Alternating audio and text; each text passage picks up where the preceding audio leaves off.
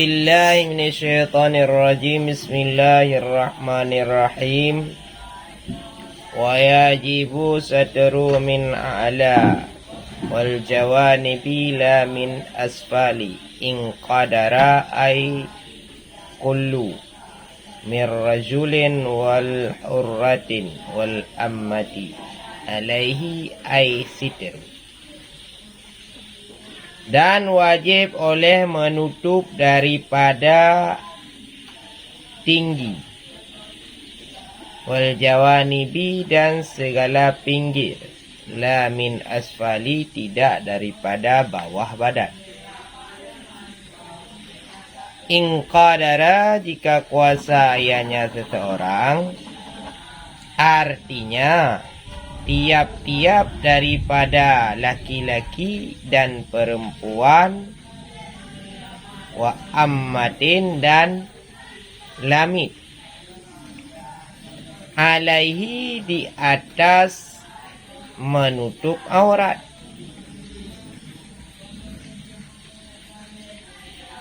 Ammal ajiza, adapun bermula yang lemah, adapun bermula yang lemah, ianya seseorang, amma daripada barang yang menutup ianya seseorang akan aurat, fayusalli wujuban arian bila i'adatin, maka salat ianya seseorang hal keadaan wajib, arian lagi yang telanjang, bila i'adatin dengan tanpa mengulangi salat.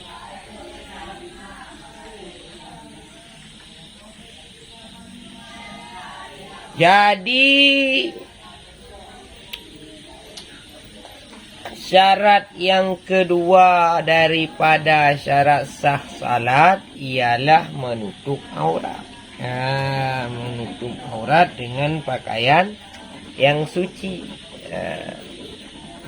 Wajib menutupi aurat nisbah atas dan nisbah keliling. Maksudnya, kalau kita pakai baju, atasnya harus tertutup. Kalau terlihat dari atas tidak nampak badan. Dan sekeliling. Sekeliling badan. Kalau dari bawah tidak wajib tutup. Artinya kalau orang pakai sarung tidak mesti sarungnya tertutup sampai mengunci kaki.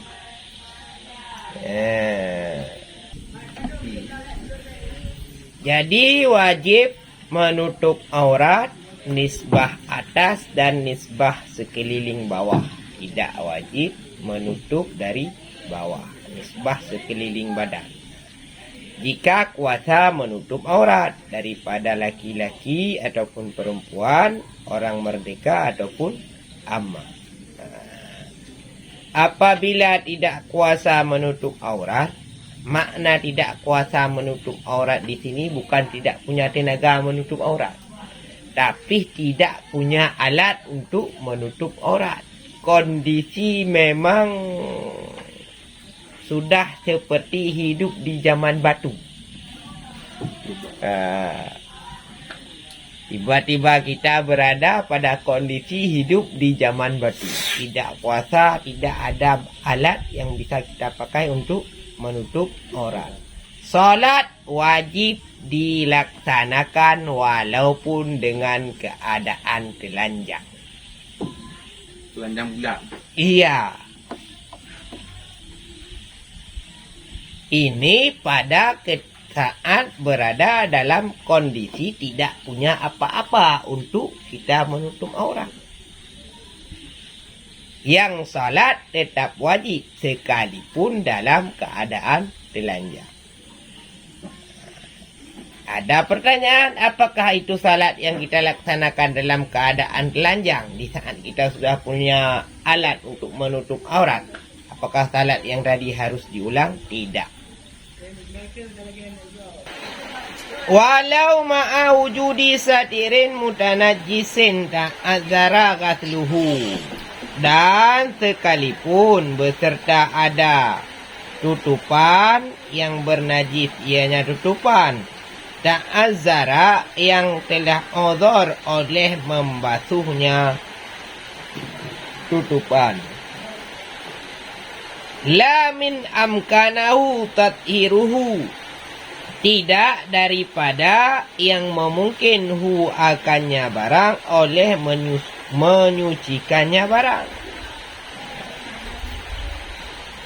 Wa in kharajal waktu, dan sekalipun keluarlah waktu. Jadi boleh salat dengan tanpa ada tutupan jikalau itu kain yang ada bernajis, tidak bisa dibersihkan lagi. Jikalau ada kain bernajis tapi masih bisa disucikan, maka wajib menyucikan kain itu dulu baru salat, walaupun keluar waktu dengan kita menyucikan kain tersebut. Walau qadara ala satiri ba'dil aurati, dan jikalau kuasa ianya seseorang di atas menutup sebagian aurat. Lazimahu, niscaya lazim huwakannya seseorang oleh menutup bima wajada dengan barang yang diperdapat ianya seseorang. Waqaddama su'atina, dan mendahulu ianya seseorang akan dua auratnya seseorang. Maka bermula yang pertama itu kubul, dan bermula yang kedua itu dubur. Jikalau ada sebahagian, maksud ada sebahagian, kita cuman ada alat untuk menutup aurat di saat mau salat, cuman ada kain untuk menutup sebahagian aurat, tidak cukup untuk menutup semua aurat. Katakanlah yang ada cuman sempak, maka wajib menutup aurat apa yang bisa ditutup. Misalkan ada kain cuman cukup untuk menutup setengah daripada aurat, maka tutup setengah. Cuman dalam hal menutup sebahagian, dahulukanlah tutup dua kemaluan. Yang pertama itu dubur, yang kedua kubul. Misalkan cuman ada sempak, pakai sempak aja. Sempak. Gimana yang sempak? Wala yusalli arian ma'a wujudi haririn balla bisallahu, dan jangan solat ianya seseorang hal keadaan telanjang beserta ada kain sutra. Balakan tetapi memakai ianya seseorang lahu baginya kain sutra. Li'annahu, karena bahwa sesungguhnya kain sutra yuba'u lihajatin, itu dibolehkan karena berhajat.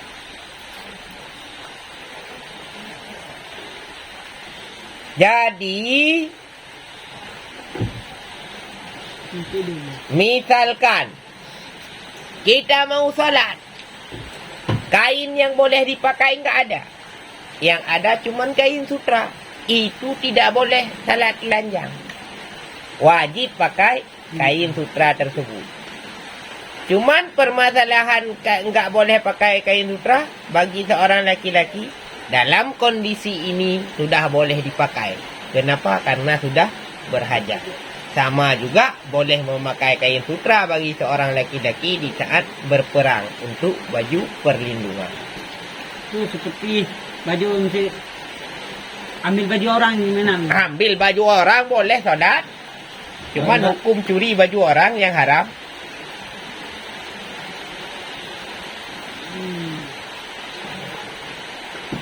Yang tidak boleh memakai sutra 100% sutra ya. Mm-mm.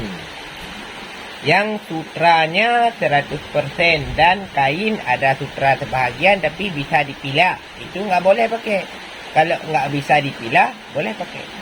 Kayak sarung BHS itu kan ada mengandung sutra, itu gimana? Boleh pakai. Boleh. Karena itu tidak bisa dipisahkan. Dan tak bisa kita kenalkan yang mana benang sutra, yang mana benang bukan sutra. Karena udah menyatu. Wayal damut Yang tatyinu law adima sauba au nahwihi. Dan wajib oleh memakai tanah jikalau tiada pakaian atau seumpamanya pakaian.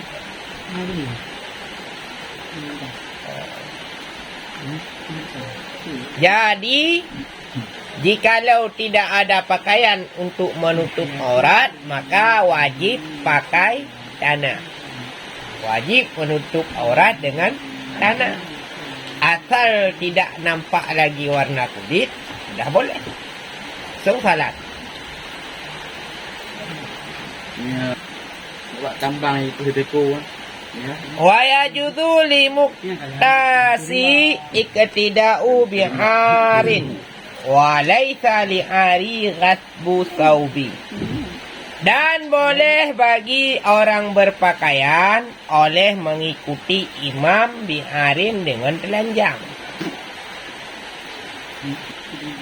Wa laisa lil ari ghasbu saubi. Dan jangan diikuti lil ari bagi si ari akan orang yang mencuri pakaian. Jadi apabila kita ingin berjamaah yang ada orang yang sudah salat tidak punya pakaian untuk menutup aurat, kita yang punya pakaian boleh mengikuti dia sebagai imam. Imam mana pakaian? Imam tidak punya pakaian. Bukan sengaja tidak pakai pakaian. Dalam kondisi dia tidak punya apa-apa. Kita pun kebetulan masih punya. Jangan hayal keadaan ini berada di kehidupan kita yang sekarang. Mustahil terjadi di kehidupan kita yang sekarang. Kejadian ini terjadi kapan? Di pertengahan hutan. Dalam keadaan darurat lah. Perang. Dalam keadaan perang. Kalau Bukan dalam keadaan nyaman-nyaman. imam tidak ada baju kan? Kalau kita lepas baju kita kasih ke imam, dia yang imam. Boleh? Bagus. Kalau kita tutup dengan om kulsum boleh? Boleh. Boleh lah. Kalau ada, kan lafaz yang di belakang au nahwihi ataupun seumpamanya. Ini cerita kenapa boleh seperti ini. Sudah kasusnya tidak punya apa-apa. Di zaman batu. Hidup di zaman batu. Udah macam hidup di zaman batu. Wa yusannu lil musalli ayyal bisa ahsanu thiyabahu wa yartadi wa yata'ammamu wa yatakammasu wa yatatailasu walau kana indahu sawbani faqat labisa ahadahuma wartada bil ukhra in kana sama sudratun wa illa ja'alahu musalli kama astabihi syaitan. Dan disunatkan bagi orang salat akan bahwa memakai pakaian ianya orang salat ahsana siyabihi akan sebagus-bagus pakaiannya seseorang.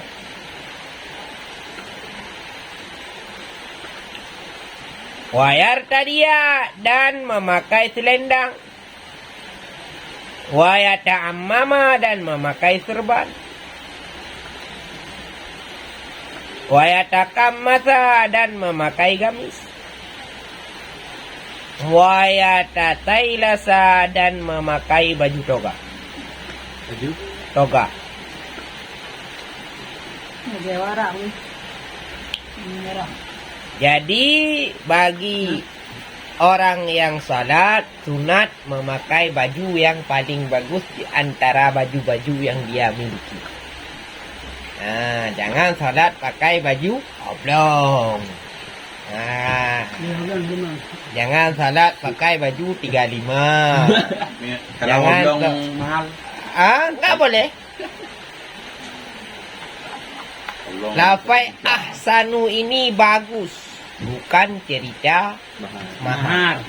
Bagus itu lengkap semua di situ. Sopan, kualitasnya okey. Sunat pakai baju yang bagus, kemudian memakai sarung. Nah, kemudian memakai Tendang. serban di saat salat. Kemudian memakai baju gamis, baju jubah. Kemudian memakai baju toga. Tahu baju toga? Baju yang sering dipakai oleh syekh-syekh Arab. Nah, Yang nyebut merah yang. kalau di Indonesia namanya itu jas jubah. Walau kana dan jikalau ada di sisi seseorang saubani fakat itu dua pakaian saja-saja. La bisa niscaya memakai ianya seseorang akan salah satu keduanya. Wartadia dan dijadikan selendang dengan yang lain. Ingkana sama sutratun, jika adalah di sana itu alas salat. Wa illa dan jika tidak, niscaya dijadikan akannya pakaian yang lain, musalla akan tempat salat. Kama afta bihi syekhuna sebagaimana barang yang telah difatwa bihi dengannya barang oleh guru kita Ibnu Hajar Al-Haytami. Jadi, jikalau kita mau salat, kita cuman punya dua set pakaian. Jikalau kita pakai pakaian satu set dan satu lagi kita pakai sebagai gamis ataupun serban ataupun sebagai sarung, selendang, tidak cukup. Maka pakai satu set lagi jadiin sebagai selendang. Jikalau dijadiin sebagai selendang jika kita masih punya alas untuk salat. Namun jikalau tidak punya alas untuk salat, tidak punya musalla untuk salat, maka pakaian yang satu lagi wajib dijadikan sebagai musalla tempat salat.